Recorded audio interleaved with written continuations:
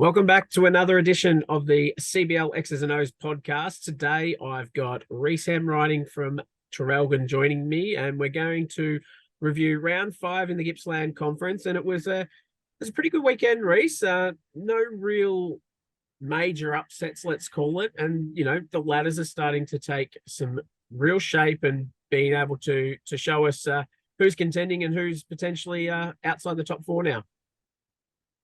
Yeah, we're hitting that pretty much. We're nearly at season's end, which is crazy. We're only a few weeks away. And yeah, there was some really surprising results, some high scoring individuals as well. So it'll be let's get into it and really dissect it. Let's start with the men, and we'll start down Saturday down at Lakes Entrance. And Warragul Warriors made the road trip, and Murray Myers shooting 24 caused some issues for the Pelicans, and they just couldn't defend their home court. Yeah, really solid performance by the Pelicans. Warragul did come down with limited availability. So if anything, it was probably a really good opening and chance for the Pelicans to try and snag one, get their first win of the season, but just unfortunately didn't go that way. Murray Myers continuing his really solid performance this season for the Warriors. It was 24 points, and then supported very closely with Jackson McEwen with 21. But for the Pelicans, we had Chris Fields. He's been a solid contributor for them all season with 15, and Dane Kwani with 14, which was a very quiet night for him. So well done to Warragul for keeping him quiet. And then we had the rivalry game between Morwell and Moe in Latrobe Leisure Morwell, and our undefeated Moe Meteors continued their undefeated streak, taking Morwell. I guess it was light work for them, considering for a Saturday night. Yeah, look, when you're putting up 117 points for one team and 94 for the other, there was no shortage of offensive power, that's for sure. And look, Moe just really stamping the authority. I think that the way the ladder's looking, they're probably going to finish on top for the season. But look, Austin Shelley returned and has not let the foot off the pedal at all. 29 points, followed closely with Thomas Portbury with 26. But we also had Ben Van Dyke with 23 and Rowan Densmick with 21. So, when you got 4 guys and, in the 20s, it's always going to be a tough night defensively. But look, for the Magic, Jordan Canavan, really put up a solid performance, 23 points, followed closely with Jack Chapman at 8. And Southern Penn welcomed the Carnborough Wildcats to their home court, and John Winderlick went crazy with 45 and got the Wildcats their 3rd win. Yeah, so very close for the Sharks, to get their 2nd win. Very, very close. Joel Winderlick was just a force, to reckon with. He was a wrecking ball, and putting up 45 in a performance like that is huge. But he did have some support with his supporting cast of Flynn Material with 10. And for the Sharks, Corey Hastings make another appearance. He had 28s, followed closely with Jake Wilson. But that game was definitely decided in the last quarter. So, definitely a great fight from the Sharks trying to defend the home turf. But, the Wildcats had other plans. And then on Sunday, the Wildcats welcomed Pakenham into the indoor rec centre, but they couldn't continue their winning form from Saturday night. And by the looks of it, it all come down to the last quarter. Yeah, it really did. Pakenham outscored Carnborough 32-14 in that last quarter, which is the killer. It was a really tight contest throughout it, and just was decided in the last quarter. Teams are, coming to that pointy end of the season where you got to finish out games to stay in reach, and that's what Pakenham did. So Luke Rari with 25 for the Warriors, and Tane White with 18. And then for the Wildcats, Flynn Matera had 20 points, continuing his solid performance over the weekend, and Joel Winderlich was kept to a quiet 17. But as I said last week in our preview, that Gaze Winderlich matchup would have been awesome to watch. So obviously proved to be that way as well. And Dan Kwani hit back into his scoring form, I guess, on Sunday, shooting 25, but it wasn't enough for the Pelicans to get over Mafra, and Sam Whelan shooting 33 is always going to make life tough. Yeah, unfortunately, just for the Pelicans, another great opportunity. Just couldn't quite get there in the end. But Mafra really continuing their strong form. They're really starting to get their rhythm coming into the business end of the season, trying to solidify their spot in that position of the ladder. And Sam Whelan 33 points, followed closely with a big game for Brian Sandeman with 32. When you've got guys going off 30 each, it's going to be a tough go. But Dane Kwani back with 25 points, backing up better performance this time around, and followed closely by the young Matt Pierce with 14. So, but just unfortunately not Pelicans weekend. And Morwell continued their scoring form from Saturday night, and they got their first win on Sunday against the Southern Penn Sharks. And it looked like it started off a really good first quarter for Morwell, which sort of set the tone for the game. Yeah, when you open up 36-15 and up 21 points going into the second quarter, it's pretty hard to lose from there. They came out red hot and really took it to the young Southern Penn Sharks squad. Credit to the Sharks. They got a lot of young guys there, and really competed really well. To put up 94 points still is a great effort in a lot of ways. But more Magic were striving for that. I believe their first win of the season. So Ashton McAllen with 20 points. Jack Chapman followed closely with 16. And for the Sharks, we had Patrick Ramsey with 25, and then Joshua Abbott-Caspers with 21. But not very good win to the Morwell Magic. And then we mentioned it earlier, Moe were traveling to Wonthaggi, and they were able to continue their undefeated streak this season. And Austin Shelley backing it up with 27 obviously caused a lot of issues for the Coasters. Yeah, Shelley's in that red out form. We've know what Shelley's normal games are like. He's definitely around that 30-point mark and didn't disappoint. Game wasn't decided until the fourth quarter. Another game that wasn't decided until the fourth quarter. Moe outscored Wonthaggi 28-16 in that final term, and that's what got them over the line in the end. But for the Coasters, just not quite there, and they suffer their first loss of the season.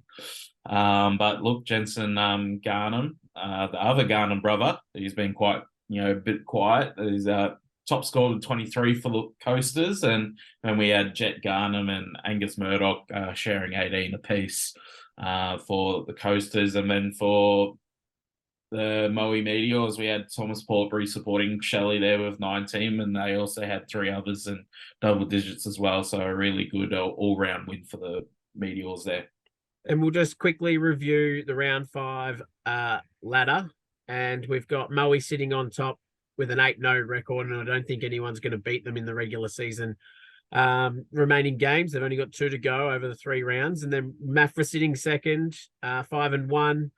Wonthaggi third with a 4-1 record. They've still got 5 games to play, so their spot's not locked in yet in that top 4.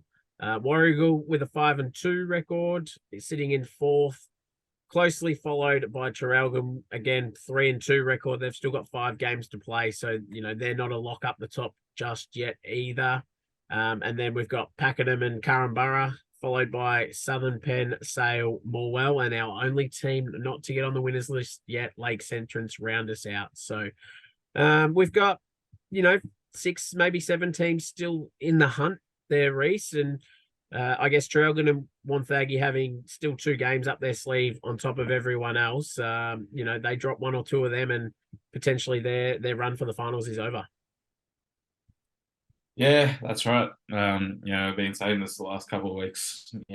People got to close out games. And especially for Wonthaggi, even Warragul, Mafra as well. They got to close out those games and really start notching those extra wins up on the board, because it's what it's going to come down to is, who can close out the most games and who doesn't drop any. So, look, it's definitely a tight race for, third, fourth at the moment. So it could go any way, but yeah, a lot of teams are going to start having to really close out games rather than trying to lead it to the last quarter and get it done.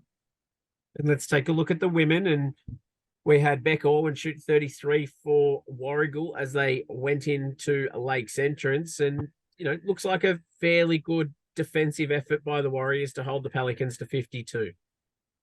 Yeah, absolutely.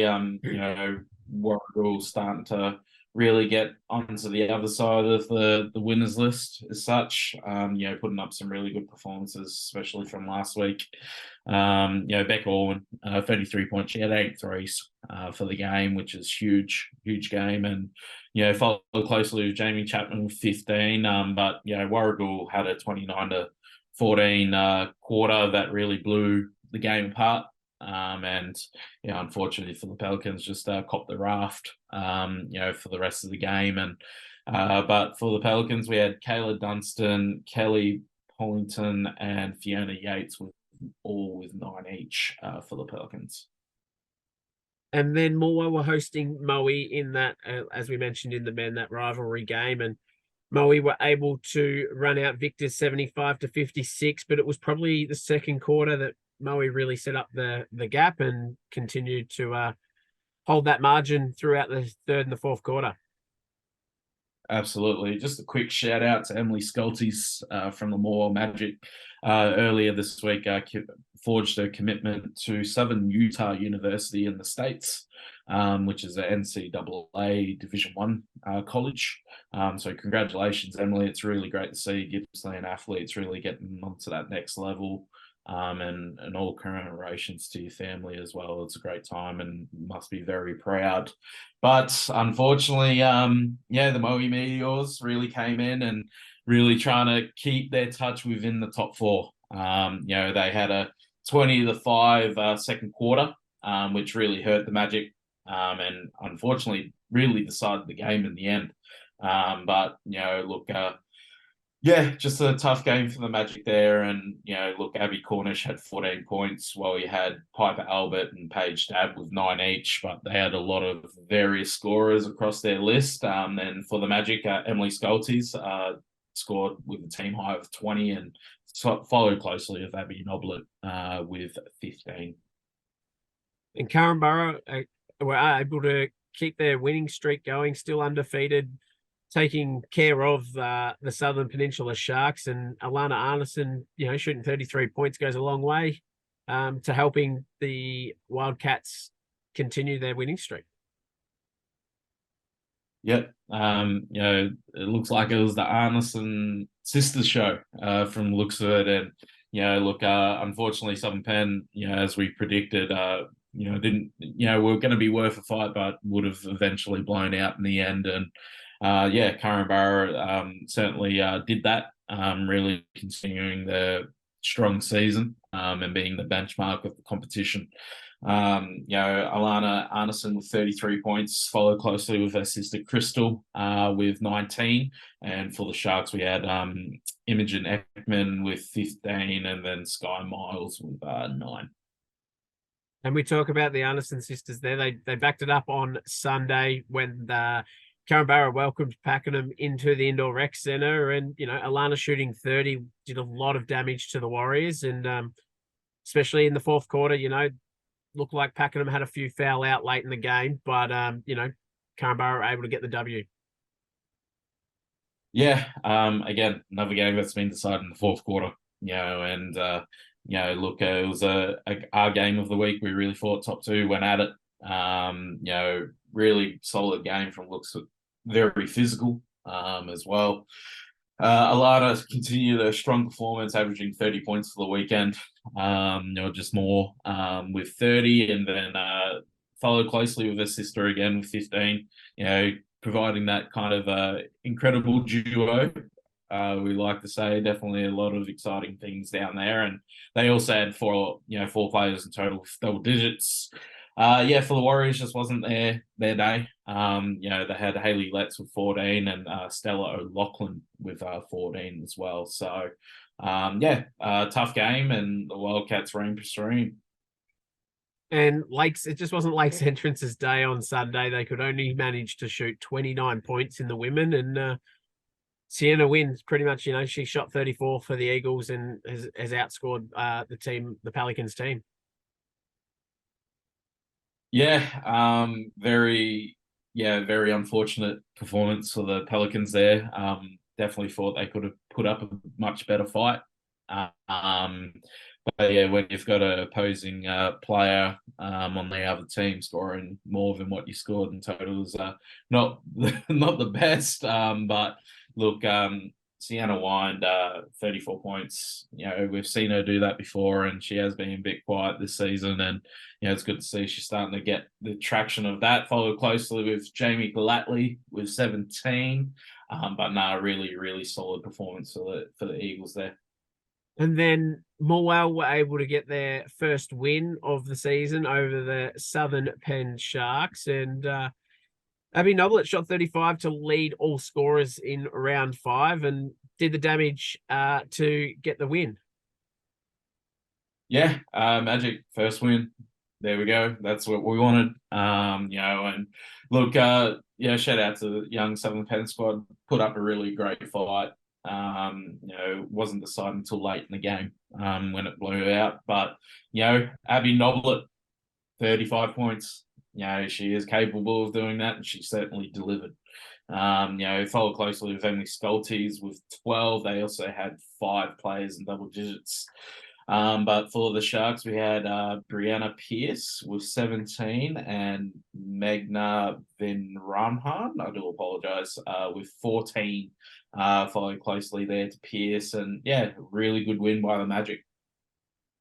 And with Wonthaggi were able to continue their winning streak and get over the top of the Moe Meteors. And I hate to say it, Reese, but I think the Coasters have pretty much just put the dagger in Moe's season this year. They're right on the fringe of the top 4, and they've played 8 games. That's the problem. So I think this win from the Coasters has pretty much nearly rubbed Moe out of the top 4. I think you're onto there, Matt. I think that's unfortunately done a lot of harm to Moe's season. Very disappointing performance by the Meteors there, only putting up 46 where they're capable of around that 70 to 80 mark for the whole season. And the Coasters got it done. Really staying in touch there. Puts them up into that top 4 very high now. Gives them a bit of breathing room. Tiani Ellingworth, 17. And the name we've been speaking about quite often is Eva Garnham. She followed closely with 16. For the Meteors, we had Caitlin Demzik with 11, and then Abby Cornish and Brooke Hunter with 7 apiece. Very, and that game was decided in the third quarter.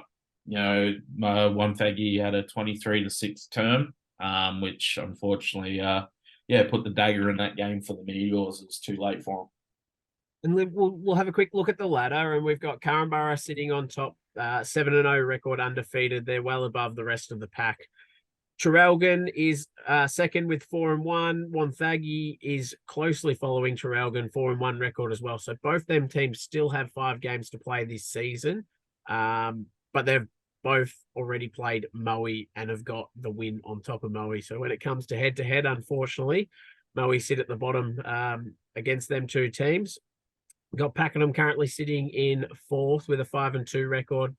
They suffered their second loss for the season in round 5. And then just sitting outside the 4 is Mafra. They're, just tapping at the heels of the teams above them going, we're not done yet. Let's keep within this arm reach. And, who knows what the results are going to bring later in the last 3 rounds. And that's where Moe's sitting 6th. They're going to have to rely on some games going maybe alternate ways for them to be able to get into that top 4 position. We've got Warragul, 3-4 record, followed by Sale, Morwell, and Southern Penn and Lakes Entrance, 2 teams that round out the bottom of the table but haven't been able to account wins this season just yet.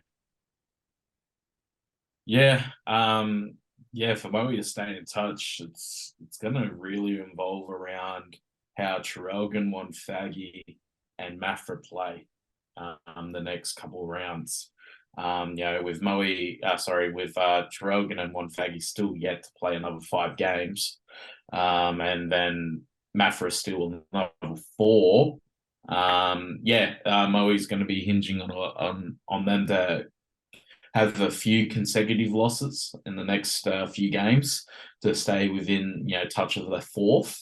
But from the looks of it, looks like it's going to be a race for 2nd, 3rd, and 4th. With all the teams that are out there. So, with that, again, I'm saying it all the time, teams need to finish these games, and really notch those wins, because it's going to do them a lot of justice. Obviously, Canberra don't need to worry about it, even if they do drop games from here on out, because I think they've solidified their spot in the top 4 as their playoff berth. That's it. That's us reviewing round 5 in the Gippsland Conference. And look, I look forward to getting on a call later this week with you, Reese, as we get to preview round 6. And it's going to be some good basketball in Gippsland in round 6. So make sure we stay tuned, and we'll catch you later in the week.